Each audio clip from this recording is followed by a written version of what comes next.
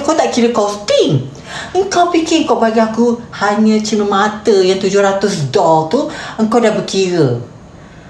Kau tahu tak, aku ni bagi talk saja, review aku saja berapa ratus. Review aku saja berapa. Engkau nak jumpa dengan aku pun kira itu bersyukur lah tu. Betul tak, Nok? Betul tak? Mak malas lah, Nok. Mak malas. Mak malasnya. Mak malas. Ya. Kan pencuci wanita dah berapa? Betul tak? Betul. Shampoo rambut lagi.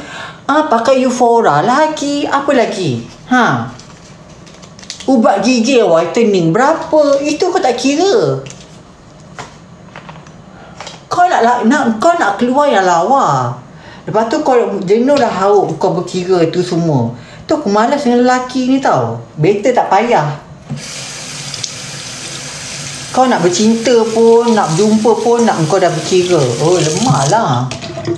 Aku tak suka lelaki jenis suka berkira ni. Tak suka aku. Itu pun dah red flag dah.